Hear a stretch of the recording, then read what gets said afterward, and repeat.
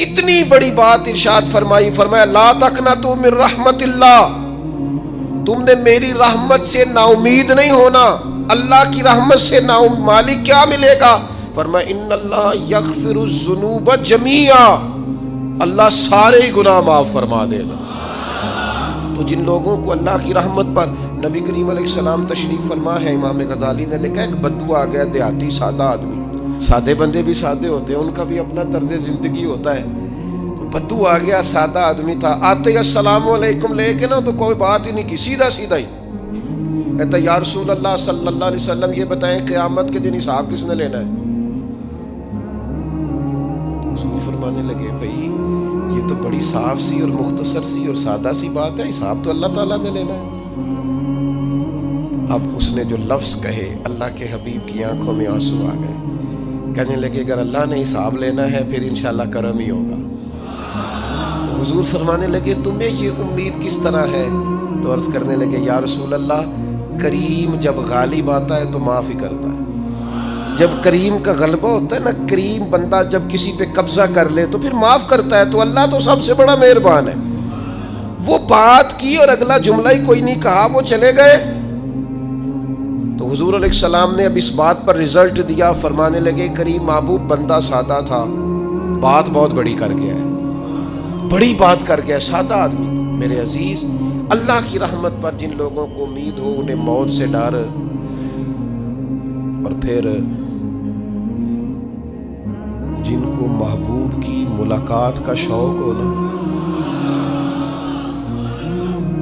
ہم نے جان دے دی وعدہ دیدار پر، ہم سے وعدہ کیا گیا تھا کہ تم مرو گے نا تو تمہیں دیدار ملے گا، تو ہم نے جان ہی دے دی وعدہ دیدار پر، جان ہی دے دی وعدہ دیدار پر۔ اور پھر فرماتے ہیں نقد اپنا دام ہو ہی جائے گا، فرماتے ہیں ہم نے جان دی ہے اس وعدے پر کہ وہ ملے گا، تو امید ہے کہ یہ سودا ادھار نہیں۔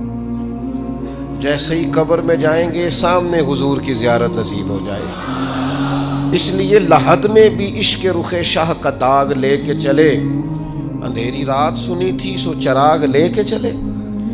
یہ حدیث آپ نے بھولنی نہیں، یہ تنہائیوں میں یاد رکھنے کی روایت ہے، یہ تنہائیوں میں پڑھنے کی روایت ہے۔ یہ اپنے ذوق کو تازہ، جو لوگ کہتے ہیں نا وجد سرور کیف میں جانا چاہتا ہوں، وہ مشکات شریف کی اس حدیث کو دیکھے۔ اللہ کے حبیب علیہ السلام نے فرمایا لوگوں میں تمہیں بتاؤں قیامت کے دن اللہ تعالیٰ بندوں سے پہلا سوال کیا فرمائیں گے اور بندے اس کا جواب کیا دیں گے؟ یا رسول اللہ کرم فرمائیے، بتائیے۔ تو کریم فرمانے لگے اللہ تعالیٰ قیامت کے دن بندوں سے سب سے پہلا سوال، اگرچہ بعض اور احادیث میں اور سوالات بھی آئے ہیں قیامت میں جو سب سے پہلے ہوں گے، لیکن اس حدیث میں یہ والا سوال حضور نے بیان فرمایا۔ حضور فرمانے لگے اللہ قیامت کے دن اپنے بندوں سے سب سے پہلا سوال یہ فرمائے گا کیا تم میری ملاقات کو پسند کرتے تھے؟ اوئے ہوئے ہوئے، کیا تمہارا ملنے کو جی چاہتا تھا؟ کبھی اے حقیقت منتظر نظر آ نہ لباس مجاز۔ اقبال کہتے ہیں تیرے کرم اتنے ہیں دل کرتا ہے تجھے دیکھیں، کبھی کبھی اے حقیقت منتظر نظر آ نہ لباس مجاز میں، لاکھوں سجدے تڑپ رہے ہیں میری جبین نیاز میں، تمہارا دل کرتا تھا مجھ سے ملنے کو؟ حضور فرماتے بندے عرض کریں گے مالک بڑا دل کرتا تھا۔ تو پھر اللہ فرمائیں گے یہ گفتگو کی معنویت تو دیکھو یار، اس کا حسن تو دیکھو۔ اللہ پھر پوچھیں گے کیوں دل کرتا تھا تمہارا؟ دل کرتا تھا تو کیوں کرتا تھا؟ عرض کریں گے مالک اس لیے کہ ہمیں امید تھی کہ تو معاف بھی کر دے گا، رحمت بھی فرمائے گا، اس معافی کی امید پر دل کرتا تھا تو ملے۔ حضور فرماتے ہیں پھر رب فرمائے گا مجھ پر واجب ہے، میں نے اپنے کرم سے واجب کر لیا ہے کہ آج تمہیں جنت عطا کروں گا۔ یہ جو ملاقات ہے نا، ملاقات کہ وہ ملیں گے، ان سے ملاقات ہو۔ عمر بیت گئی نا نام جپتے، عمر بیت گئی نا تذکرہ کرتے، ہم سے بھی لوگ پوچھتے ہیں کیا کمائی کی، کیا زندگی میں حاصل کیا، تو ہم کہتے ہیں شرق سے غرب تک ملک کے ایک کونے سے لے کر دوسرے کونے تک مدینے والے کی بات کی، حضور کا ذکر کیا ہے۔ نبی پاک کے میں اپنی حیاتی تو قربان تھی، وہاں ساری محمد محمد پکیندے گزر گئی ساری۔ یہ اعزاز ہے، یہ کرم ہے۔ اب کیا ہوتا ہے، گناہگار لوگ ہیں، اتنا بڑا دعویٰ تو نہیں کر سکتے، لیکن دل تو چاہتا ہے نا کہ چلو جس کا نام لیا ہے اس کی کبھی زیارت بھی ہو، کبھی ملاقات بھی ہو، کبھی نظر کرم بھی ہو۔ کسی نے اپنے محبوب سے کہا تھا کہ ذرا ایک نظر مجھ پہ بھی کیجئے، تو قریب بیٹھے ایک شخص نے کہا یار تو نے بڑا دعویٰ کیا ہے، جو محبوب ہوتے ہیں ان کو تکلیف نہیں دی جاتی، تو کہتا ہے پورا چہرہ ہی تیری طرف پھیرے۔ تو پھر اس نے اس درویش سے پوچھا کہ میں بھلا پھر کیا کروں، میرا دل تو میرا بھی کرتا ہے نا۔ چلو یہ تو آپ کی بات ٹھیک ہے کہ اب میں محبوب سے کہوں کہ اتنی تکلیف کرے کہ میری طرف پورا رخ پھیرے تو ٹھیک نہیں، تو پھر بتائیں میں کیا کروں؟ تو اس نے کہا ان راہوں میں کھڑا ہو جا جن راہوں کی طرف وہ کریم دیکھتا ہے۔ چلو اسی با کردار کو دیکھتے دیکھتے بیچ میں تیرے اوپر بھی نظر، مجھ پہ محشر میں نصیر ان کی نظر پڑ ہی گئی، مجھ پہ محشر میں نصیر ان کی نظر۔ اوئے ہوئے، اللہ کرے آپ کو بھی وہ لطف آئے جو مجھے آ رہا۔ کہتے مجھ پہ محشر میں نصیر ان کی نظر، یہ انتہائی عاجزی ہے کہنے والے کی۔ اس نے بالکل اپنے آپ کو ختم کر کے کہا کہ میں قابل تو نہیں تھا، اور میں پھر تکلیف دیتا کہ میری طرف دیکھیں، اسپیشل میرے لیے وقت نکالیں۔ پر کرم یہ ہوا کہ مجھ پہ محشر میں نصیر ان کی نظر پڑ ہی گئی۔ کہنے والے اسے کہتے ہیں خدا کا کرنا،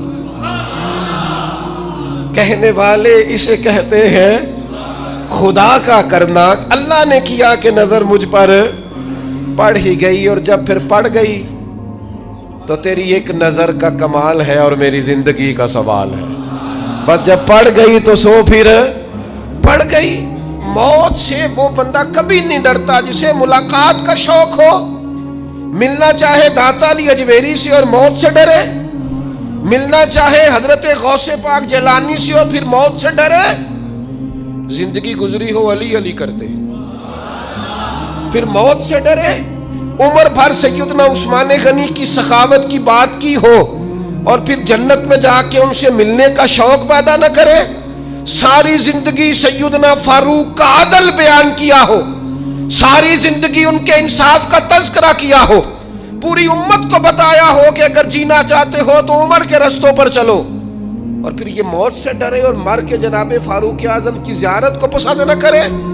جسے صدیق کی وفائیں یاد ہو، جنہیں جناب ابو بکر صدیق کا عشق یاد ہو، وہ پھر ان کی زیارت نہ کرنا چاہے اور ساری عمر حضور کی نعت پڑھی ہو۔ مانا نہیں آتا تھا پھر بھی کہا بلغ العلا بکمالہ کشف الدجا بجمالہ حسنت جمیع خصالہ صلو علیہ والہ سے نہیں ترجمہ آتا تھا، پر جب بھی کو پڑھتا تھا یہ بھی جھومتا تھا مولا یا صلی وسلم دائماً۔ میں آپ کو بتاتا ہوں، توتلا آدمی، توتلا اور دیوانہ مجذوب بیچارہ، سمجھ نہیں، توتلا بولنا بھی ٹھیک نہیں آتا۔ مجھے نماز کا سلام پھرا تو وہ جلدی آ گئے، وہ ایک مجذوب آدمی تھے، سادے تھے، تو سلام لی تو کہنے لگے میں گل کرنی سی۔ تو میں نے ان سے کہا کہ تھوڑی دیر کے بعد ملتے ہیں۔ سادہ آدمی ہے، اللہ مجھے معاف کرے، میں کوئی نقل تو نہیں ان کی اتار سکتا۔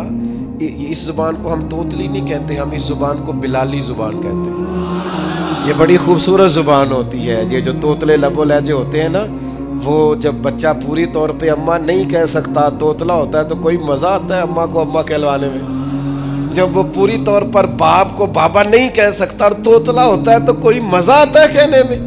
وہ جب دادی نانی دادا کہتا ہے تو دادے کا دل کرتا ہے یہ 100 بار کہے، چونکہ اسے کہنا نہیں نہ آتا، لیکن اس توتلاہٹ میں جو اس کو لطف آتا ہے۔ مجھے بڑے لوگ آ کے شعر سناتے ہیں، میں نے بڑے خوشگلو نعت خوانوں سے زندگی میں سنا ہے۔ وہ صاحب میرے پاس آئے اور میں نے کہا بعد میں ملیں گے، تو سادہ آدمی ہے، مجذوب ہے، پورا شعور نہیں رکھتا۔ مجھے کہنے لگا مصطفیٰ جان رحمت کے بعد، مصطفیٰ جان رحمت پہ لاکھوں سلام کے بعد، یعنی معنی یہ تھا کہ سلام کے بعد۔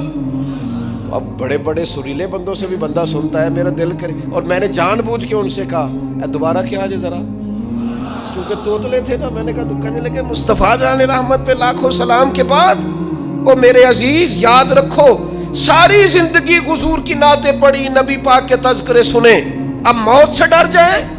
حالانکہ موت تو ایک پل ہے، پل سے گزریں گے تو سامنے اللہ کا دیدار بھی ہوگا، مدینے والے کی زیارت بھی نصیب ہوگی. تو زیارت ہوگی اور ہر نظر کانپ اٹھے کہ محشر کے دن خوف سے ہر کلیجہ دہل جائے گا، اوڑھ کر کالا جبہ وہ آ جائیں گے اور سارے محشر کا نقشہ بدل جائے گا. یہ موت کا خوف نکالنے والی چیزیں ہیں، ڈر. اچھا مجھے ایک بات بتائیں، یہ میں امید کی بات کرنے لگا ہوں،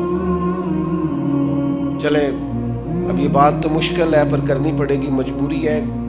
کبھی کبھی ابا جی سے مار بھی پڑ جاتی ہے بندے کو، گھر میں کوئی 2-4 لگ بھی جاتی ہیں، تو اس وقت نا جو سب سے بڑا سہارا کسی کو نصیب ہوتا ہے وہ یہ ہوتا ہے کہ اللہ کرے اماں گھر میں موجود ہو. اور میں نے دیہاتوں میں کئی مائیں ایسی دیکھی ہیں جو بیٹے کے حصوں کی مار کھاتی ہیں. ابا نے ڈنڈا لے لیا ہے بیٹے کی غلطی پہ، اب اماں بیچاری سامنے ہو گئی ہے، 2-4 اس نے بھی کھا لی. یہ بات آپ سمجھیں، موت کا خوف نکالنے کے مفہوم میں بات عرض کر رہا ہوں. اماں موجود ہونا گھر میں تو ابا سختی بھی کرنے لگے تو کسی وقت احساس ہوتا ہے کہ جناب یہ سختی نہیں ہوگی کیونکہ میری اماں، اور اماں پوری وکیل بن جاتی ہے، کہنی تو نہیں پتا وہ ہو گئی غلطی، وہ فلانے دے منڈے نے خراب کیتا ہے، حالانکہ ہو سکتا ہے اس نے اس کو بھی خراب کیا ہو، لیکن وہ اماں وکیل ہے، وہ وکالت کر رہی ہے اور وہ بے لوث کر رہی ہے. ہوتا ہے ایسے، اس بات کو سمجھ لے اچھے طور پر. موت کا خوف نہیں، ڈر نہیں، اس لیے کہ گھر میں ماں موجود ہو تو باپ کا ڈر نہیں ہوتا. تو قبر حشر میں تو رسول کریم موجود ہے، وہاں تو نبی کریم موجود ہے، وہاں تو اللہ کریم اپنی رحمت فرمائے گا بندوں پر. اس لیے خوف نہیں، پینک نہیں، اپنی غلطیوں کا احساس ضرور کریں، اپنے اعمال پر توجہ ضرور دیں، لیکن موت کے خوف تلے دبتے نہ جائیں. انشاءاللہ صبح قیامت کرم ہوگا. میرے نبی پاک علیہ الصلوۃ والسلام نے تو فرمایا ہے بس ہم نے ایمان کامل لے کے جانا ہے دنیا میں. حضور نے فرمایا ہے جس طرح 14ویں رات کا چاند چمکتا ہے اس طرح میرے غلاموں کے چہرے چمکیں گے قیامت کو. اللہ کے رسول صلی اللہ علیہ وسلم فرماتے ہیں جسم کے جن جن حصوں پر وضو کا پانی لگتا رہا وہ قیامت میں چمکیں گے. دور سے لوگ ان کا نور دیکھیں گے، پتہ چلے گا وہ محمد عربی کے غلام آ رہے ہیں. یہ کرم ہوگا صبح قیامت، یہ عطائیں ہوں گی. اس لیے مومن موت سے ڈرتا. سیدنا بلال حبشی رضی اللہ تعالیٰ عنہ، آخری وقت ہے، نزع کا عالم طاری ہے، اور یہ گفتگو دیکھیں غلاموں کی. آپ کی اہلیہ رو پڑی، کہنے لگی ہائے ہائے افسوس. حضرت بلال فرمانے لگے کیا ہوا؟ کہنے لگی افسوس ہے کہ آپ دنیا سے جا رہے ہیں. تو حضرت بلال نے مضمون ہی بدل دیا، سوچ کا زاویہ ہی بدل دیا. فرمانے لگے یہ افسوس کا مقام نہیں، یہ تو خوشی کا مقام ہے. اس لیے کہ میری آج آنکھیں بند ہوں گی، قبر میں کھلیں گی، مدینے والے محبوب سے بھی ملوں گا، حضور کے غلاموں سے بھی ملوں گا صلی اللہ تعالی علیہ وسلم. تو موت تو مقام مسرت ہے، اور اگر یہ مل جائے زندگی میں. ایک بدو ایمان لے آئے، ابن ماجہ میں موجود ہے. حضرت ابو ہریرہ رضی اللہ تعالیٰ عنہ حدیث کے راوی ہیں، فرماتے ہیں ایک بدو ایمان لائے اور انہوں نے حضور علیہ السلام کے ساتھ ہجرت بھی کی. ابن ماجہ میں موجود ہے. تو نبی پاک علیہ السلام نے نا انہیں ایک صحابی کے ساتھ کر دیا. اب ان کے کام کاج میں مصروف ہو گئے ان کے ساتھ. تو حضور علیہ السلام نے نا ایک جگہ سے مال غنیمت آیا. تو طریقہ مبارکہ یہ تھا کہ مال غنیمت میں سب کو حصہ دیا جاتا تھا. اگرچہ وہ جہاد پہ نہیں گئے لیکن حضور نے انہیں بھی حصہ دیا. تو وہ صحابی تو رو پڑے، عرض کرنے لگے حضور میں اس کے لیے تو ایمان نہیں لایا تھا. حضور نے فرمایا پھر بتائیے، گرچہ حضور جانتے ہیں کس لیے لائے تھے. عرض کی حضور میں تو اس لیے ایمان لایا تھا کہ میں رب کی راہ میں لڑوں گا اور میں اپنی جان پیش کروں گا. میں شہادت کے لیے ایمان لایا تھا، مجھے یہ مال دولت نہیں چاہیے. تھوڑی ہی دیر گزری کہ ایک اور مارکے کا اعلان ہو گیا، جنگ کا اعلان ہو گیا. حضور نے فرمایا چلو. وہ گئے اور چند ہی لمحے گزرے کہ وہ میدان میں اترے اور پھر شہید ہو گئے. صحابہ کرام ان کی مقدس لاش مبارک کو اٹھا کے محبوب کے قدموں میں لائے تو نبی کریم نے کیا خوبصورت بات ارشاد فرمائی. حضور فرمانے لگے دیکھو اس نے اللہ کی تصدیق کی ہے تو رب نے بھی اس کی تصدیق فرما دی. اور پھر یہ دو جملے محبوب کہتے کہتے اٹھے اور پھر حضور نے اپنا جبہ مبارک اتارا اور اتار کے فرمایا اس بندے کو نہ اس جبے میں کفن دے دو, اس میں اسے کفن دو, اس لیے کہ تو شہادت کے لیے ایمان لایا, موت کی آنکھوں میں آنکھیں ڈال کے جیا, اپنی زندگی کمزور نہ گزاری. مسلمانوں پہ کافر کا رعب طاری ہو گیا ہے. ایک تو ہوتا ہے نا کہ کوئی مدد کرنا, کوئی آگے بڑھنا, فلسطین کا نام تک نہیں لے رہے حکمران زبان سے, ذکر تک نہیں کر رہے, چینل ذکر نہیں کر رہے. اتنا رعب, اتنا کفر کا خوف, صرف اس لیے کہ ہمیں موت کا ڈر ہے. مر جائیں گے تو بستر پہ نہیں مریں گے, بیماریوں سے نہیں مر جاتے لوگ. خدا کے بندو اپنی زندگی میں اتنا خوف اگر موت کا پیدا کر لو گے. حضرت سعید ابن جبیر رضی اللہ تعالیٰ عنہ بہت بڑے فقیہ تھے. حجاج بن یوسف نے بلایا اور کہنے لگا میں تمہیں موت دینے لگا ہوں, مار دوں گا تمہیں. بڑا ظالم آدمی تھا, بڑے لوگ اس نے قتل کیے تھے. حضرت سعید رضی اللہ تعالیٰ عنہ مسکرا پڑے اور غصے میں آیا, کہنے لگا کیوں ہنستے ہو؟ فرمانے لگے تو بڑا بیوقوف ہے, تجھے کس نے کہا زندگی اور موت تیرے ہاتھ میں, یہ تو تب آئے گی جب میرا رب چاہے. کہنے لگا لے جاؤ ان کو اور جا کے قتل کر دو. تو وہ جب جلاد لے جا رہے تھے تو آپ اور کھل کے مسکرائے, ہنسے. یہ آپ کی طاقت ہے کہ موت کو دیکھ کے مسکراہٹ ہو, لبوں پہ تبسم رقصہ ہو, مسکرائے. جب آپ مسکرا رہے تھے تو اس کو اور غصہ آیا, واپس بلایا. کہنے لگا مسکراتے کیوں ہو؟ فرمانے لگے تیری جرت پہ مسکرا رہا ہوں اور اس بات پہ مسکرا رہا ہوں کہ رب کتنا بے نیاز ہے, تیرے جیسے لوگوں کو بھی مہلت دے رکھی ہے. کتنا بے نیاز ہے, تیرے جیسے لوگوں کو مہلت. اور غصے, کہنے لگا میرے سامنے قتل کرو. حضرت سعید ابن جبیر رضی اللہ تعالیٰ عنہ نے منہ کعبے کی طرف کر کے پڑھنا شروع کیا, انی وجہت وجہی للذی فطر السماوات والارض حنیفا وما انا من المشرکین. آپ یہ پڑھ رہے تھے تو کہنے لگا اس کا منہ کعبے سے پھیر دو. کعبے سے منہ پھیرا تو آپ فرمانے لگے تو بڑا ہی بیوقوف ہے, میرا رب کو صرف کعبے کی طرف مقید ہے, وَلِلَّهِ الْمَشْرِقُ وَالْمَغْرِبُ فَأَيْنَمَا تُوَلُّوا فَثَمَّ وَجْهُ اللَّهِ. چہرہ پھیر دیا جب اس نے تو آپ فرمانے لگے مشرق بھی اللہ کا, مغرب بھی اللہ کا. اور اللہ فرماتا ہے تم جدھر بھی منہ کرو ادھر ہی اللہ کی رحمت ہے. یہ پڑھا تو اب اس نے لٹایا, اور جب وہ آپ کو قتل کر رہا تھا تو حضرت سعید ابن جبیر کی ایک زوردار آواز گونجی. فرمایا یاد رکھنا مجھے اسی طرح قتل کرنا جس طرح تم خود قیامت میں قتل ہونا پسند کرتے ہو. میرا آخرت پر یقین کامل ہے, محشر میں عدالت لگے گی, میں تمہیں قتل کروں گا میں. حضرت سعید ابن جبیر کی وہ جرت تھی کہ دربار سارا لرز گیا حجاج کا. حضرت سعید ابن جبیر رضی اللہ تعالیٰ عنہ کہنے لگے اللہ اسے میرے بعد کسی پر مسلط نہ کرنا, میرا قتل آخری ہو, میرے بعد نہ ہو. ڈر گئے لوگ, سہم گئے. اور وہ جو جلاد آپ کو قتل کر رہا تھا اس کے بھی ہاتھ کانپ رہے تھے. اتنی جرت, موت کا ایک منٹ کے لیے خوف نہیں. حضرت سعید ابن جبیر رضی اللہ تعالیٰ عنہ شہید ہو گئے تو اتنا خون نکلا, اتنا خون نکلا, اتنا خون نکلا, خون بند ہی نہیں ہو رہا. ایک طبیب بیٹھا تھا, ہانپتے کانپتے ڈرے ہوئے سہمے ہوئے. حجاج کہنے لگا اسے اتنا خون؟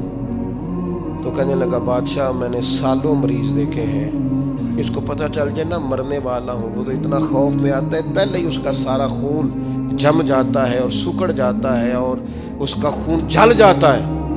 یہ جو بندہ تم نے شہید کیا ہے نا اس میں ایک رتی برابر بھی موت کا خوف نہیں, موت کے خوف سے بے نیاز تھا, اتنا خون نکلا. حضرت سعید ابن جبیر شہید ہوئے اسی دن حجاج کے پیٹ میں درد شروع ہوا. صرف 15 دن حجاج بعد میں زندہ رہا ہے, 15 دن, اور ساری رات تڑپتا تھا, کہتا تھا مجھے خواب میں آ کے پیروں سے گھسیٹتے ہیں. حضرت سعید ابن جبیر چلاتا تڑپتا 15 دنوں کے اندر. طبیبوں نے کہا تیرا جو مرض ہے یہ کوئی آسمانی عذاب ہے. میرے عزیز موت سے ڈرے نہیں بلکہ جو ظالم ہو ان کو ڈرا دیں, یہ مومن کی شان ہے. اپنی زندگی کے اندر سے موت کا خوف نکال دیں، تاکہ زندگی کے جو دن ہیں وہ جیے تو جا سکیں، وہ انسان مضبوطی سے وقت سے گزار سکے۔ حضرت علی شیر خدا رضی اللہ تعالیٰ عنہ نا وہ جیکٹ نہیں پہنتے تھے جنگی، جو کمر پہ پیچھے لوگ پہنتے تھے نا، تلوار کوئی مارے تو زخم نہ ہو۔ تو کسی نے مولا علی شیر خدا رضی اللہ تعالیٰ عنہ سے فرمایا پشت پر آپ وہ جیکٹ نہیں پہنتے لوہے کی؟ آپ فرمانے لگے پشت تو دکھانی نہیں تو کہنے لگے موت سے ڈر نہیں آتا؟ فرمایا بالکل بھی نہیں، اور فرمایا مجھے بالکل ڈر نہیں آتا کہ میں موت پر آ گروں یا موت میرے اوپر جا گرے۔ ہم تو شہادت حضرت خالد بن ولید رضی اللہ تعالیٰ عنہ ایک دن نوجوانوں کو خطاب کرتے کرتے کہنے لگے موت سے کبھی نہ ڈرنا، میں نے ساری زندگی جنگوں میں گزاری ہے، میرے وجود پر ایک ذرہ بھی جسم کا حصہ ایسا نہیں جس پر زخم نہ ہو۔ اور جو کہتے کہتے رو پڑے، فرمانے لگے یہ بات کرتے کرتے رو پڑے، فرمانے لگے دیکھ لو زندگی ساری میدانوں میں گزاری ہے، لیکن شہادت اللہ تعالیٰ نے میرے لیے وہاں نہیں لکھی تھی، یہاں اللہ تعالیٰ نے اپنی رحمت کے لیے موت میرے لیے لکھی تھی۔ تو یہ تو اللہ کا کرم ہے۔ قریب ایک بزرگ صحابی اور بیٹھے تھے، فرمانے لگے آپ کی نیت شہادت کی تھی، انشاءاللہ آپ قیامت میں شہیدوں میں ہی کھڑے کیے جائیں گے۔ تو میرے عزیز خوف نہیں موت کا۔ آخر میں 2-3 گزارشات عرض کرنی ہے۔ ایک تو میری آپ سے گزارش ہے، جنہوں نے ابھی تک قرآن مجید کی تلاوت شروع نہیں کی، وہ ابھی سے آج سے 10 منٹ ٹائم ہو تو مسجد میں بیٹھ کے ایک رکوع پڑھ کے جائیں، قرآن مجید نہیں چھوڑنا۔ رمضان کا تعارف یہ ہے کہ شہر رمضان الذی انزل فیہ القرآن، تو قرآن مجید سے دلچسپی۔ دوسری میری گزارش ہے راشن بانٹنے والوں سے بھی کہ مہربانی کریں لائنوں میں لگانا چھوڑ دیں، اور لینے والوں سے بھی میری عرض ہے کہ اللہ تعالیٰ سارا سال عطا کرتا ہے، 3-4 ہزار کے لیے کیوں اپنے آپ کو آپ تکلیف میں ڈالتے ہیں؟ سارا سال اللہ دیتا ہے۔ اور پھر میری آپ سے یہ بھی اپیل ہوگی کہ طبیعتوں میں حلم پیدا کریں، بردباری پیدا کریں، یہ بڑی ضروری چیز ہے۔ مثبت سوچیں لائیں، روزہ ہماری تربیت کرتا ہے۔ اور پھر آپ سے یہ بھی اپیل کروں گا رمضان شریف کی مقدس گھڑیوں میں صرف اپنے لیے نہیں سوچے، امت کے لیے سوچیں، بالخصوص فلسطین کے مسلمانوں کے لیے کم از کم دعا مومن کا ہتھیار ہے، وہ تو جم کے کریں اللہ کے حضور۔